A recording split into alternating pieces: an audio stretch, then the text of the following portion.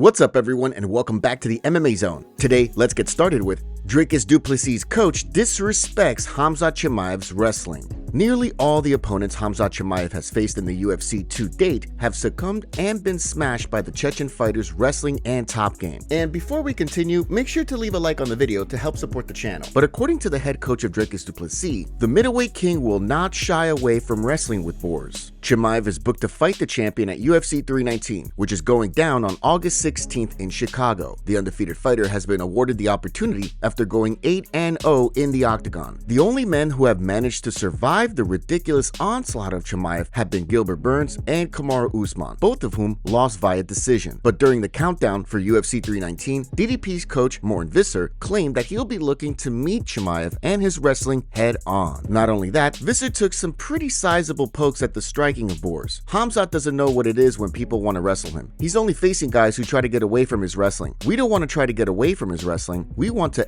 him up in his own game. You can't think that you're gonna beat my guy coming with one thing, and that's wrestling. That guy's one-dimensional. Have you seen his stand-up? I wouldn't even give him a pro license for his stand-up. He doesn't present any problems for us. We are the problem. These are pretty interesting comments for sure. While Chimaev hasn't really drawn widespread praise for his striking, not too many people would likely call him one-dimensional. But what do you make of Visser's comments? During the show, DDP also had this to say about Chimaev and his vaunted wrestling. We're preparing like we've never prepared before. I'm not going in there to fight his fight. I'm going in there to fight my fight. Just like I dealt with Adesanya's striking and I dealt with Strickland's boxing, I'm going to deal with Khamzat's wrestling. There you have it. Chimaev, meanwhile, sounds extremely confident that he'll be ending DDP's reign. Here's what he had to say about du Plessis on UFC 319's countdown show. People say Dricus has good cardio, and people watching me say he has bad this, bad this. He's hype. How many years I've been in the UFC, people still say he's hype. I beat the world champion. I beat the guys who have been pound for pound for a long time, Usman and Whitaker. Dricus has been taken down by Robert Whitaker. Robert, he didn't get me in one punch. Everyone I fought, they say I'm preparing for war. Why should I prepare for a war? If you want to win, you have to prepare for a kill, to destroy the guy. I'm ready for him. Everyone says like, oh, this is for the title fight for you. How does this feel? I feel the same.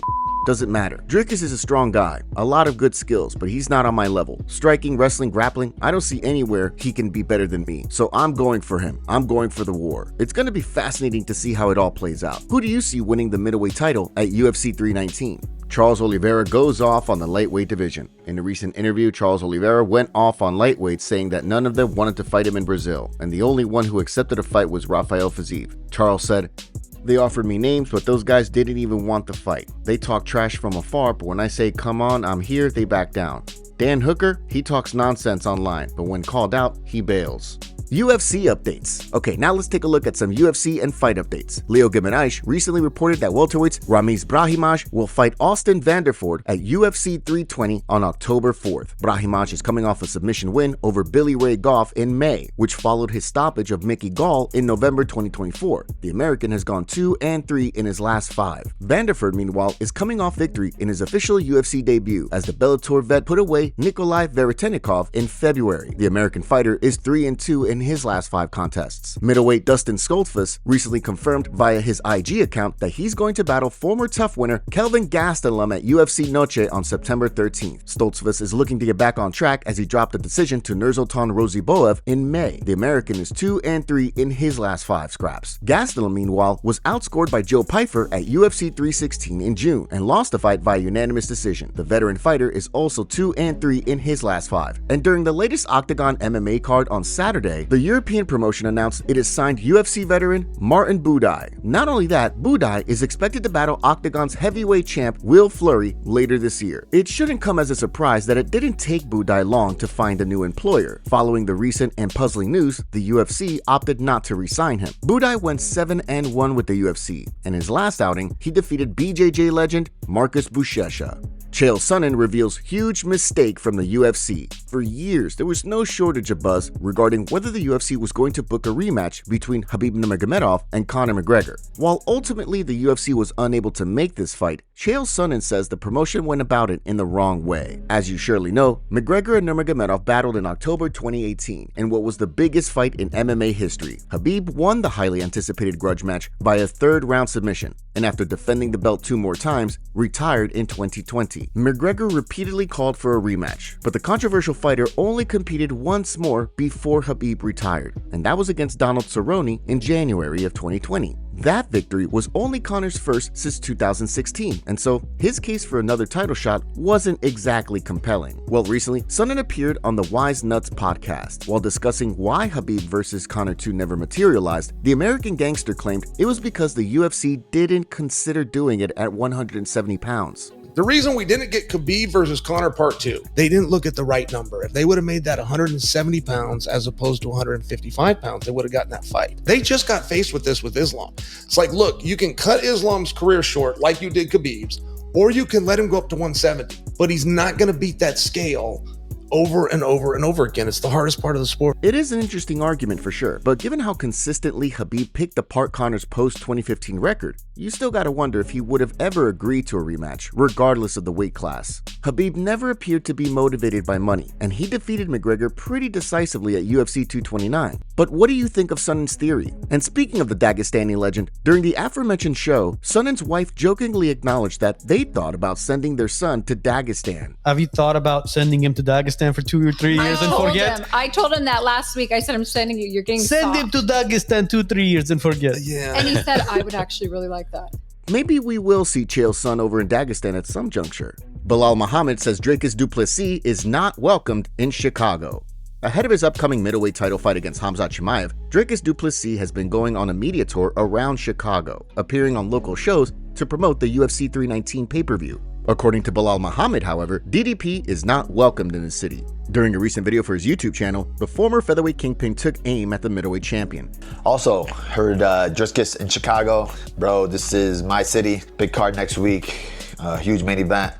You need anything from Chicago, food, groceries, therapist, cage, gym, sauna. Make sure you don't hit me up. You're not welcome here. Chicago, you see him, you let him know. You don't like his kind. Muhammad's comments notably came on the heels of DDP taking some shots at him during an appearance on the Ariel Helwani show this week, where the middleweight champion revealed that he hate-watched Muhammad's fight against Jack Della Maddalena. Belal loses, and you write essentially like, great job, well done, JK, like seconds after he loses. This is menace type stuff. I was watching the fight to see him lose. That was literally it. I think he's an absolute so I was really happy to see that. So that's why I made the tweet. That tweet was ready before the fight started. I had that tweet ready. It was basically, you knew, just copy paste go, boom. You had no doubt he was going to lose. Well, call it hope, call it doubt. No doubt, it was one of those two. Muhammad also notably appeared on content creator Neon's live stream this week, where he opened up on the viral clip of Sean Strickland wailing on another streamer named Sneeko back in 2024. You got a mouthpiece or no? Nah, that's with you. Have you seen a clip of Sneeko and Strickland? Bro, I was there. What? I was literally there the day it happened. Sneeko came up to me and he's like, what do you got advice? I'm like, bro, this guy's a moron. You don't want to spar with a moron. He's like, there's guys that are gonna help you and want to teach you. Strickland is one of those like those hillbilly white trash dudes that just wants it for like clout. I feel you. So that's what he wanted to do it for. So like, damn. And he couldn't hurt him, right?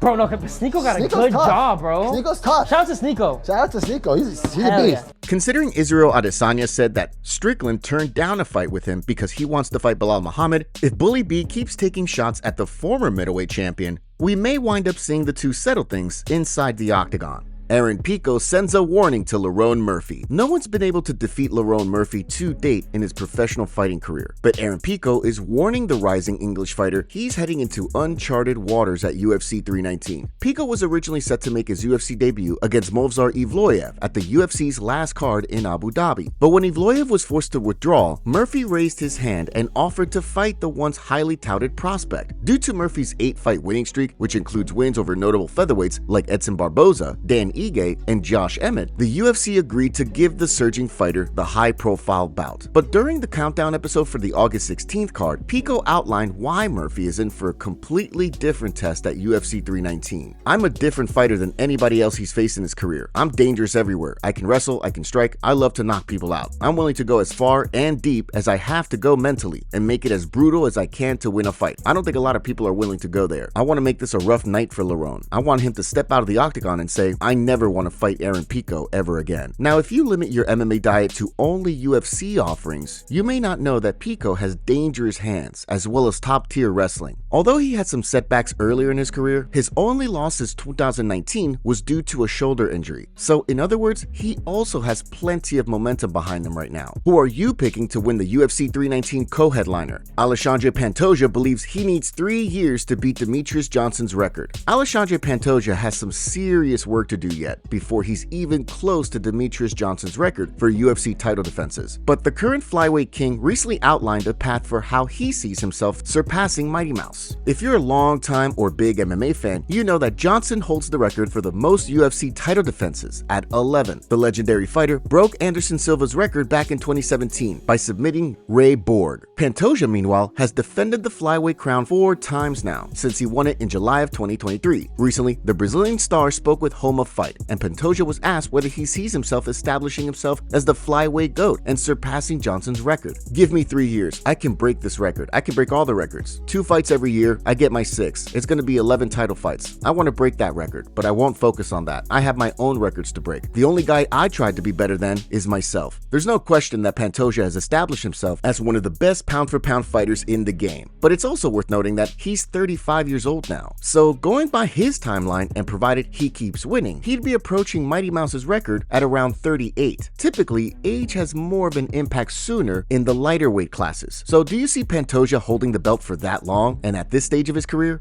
Khamzat Chimaev building MMA gym in hometown. Khamzat Chimaev has become one of the biggest names in MMA and by all accounts is taking home some serious cash these days. But Boris hasn't forgotten about his roots in his native Chechnya. Chimaev was born in the village of Gvardeskoye back in 1994 before he ultimately emigrated to Sweden when he was 13. If you've followed Boris over the years, you know that he's routinely talked about his life in Chechnya and how he began his wrestling and combat sports career. Fast forward to today, and Chimaev is booked to fight middleweight champion Dricus Plessis at UFC 319 August 16th. During the countdown episode for the card, cameras were on hand as Chimaev took a tour of the martial arts gym he's built in his hometown. While discussing his decision to do so, Chimaev said this: "Now it's my time to give back. That's why I'm building a gym. I need good people in my village, strong people. This is my work. I have to do the best for them. This is a gym I'm building in my village for the young people, boys, to become good wrestlers here. I don't want to put a cage because of the kids. First, they has to become wrestlers. Then, after 50 years, after 20 years, I don't know, they're going to choose what they want to do. It's not a gym for me. I'm building for the kids." And while talking to ESPN recently, Chimaev also talked about how he hopes the gym provides a pathway for kids to professional fighting and the material benefits that can come with it. "Just gym for me. For the kids from my village, we didn't have a good gym in my village. I would go to a different village to train wrestling and judo and stuff. We never had that kind of gym, so there's not so many people living around there. But I want to if somebody becomes a champ or he's become a good fighter, makes money, and makes a good life around him and his people. I would be happy. So that's why I'm doing that." Even if you're not a Chimaev fan, you gotta admit, this is a classy thing for him to do, right? MMA community roasts Conor McGregor for footage. This morning, footage of Conor McGregor hitting the pads was released, and needless to say, fans had plenty of words for him. In a clip, Conor is seen training MMA, where he looks slow and is not returning his punches to his chin.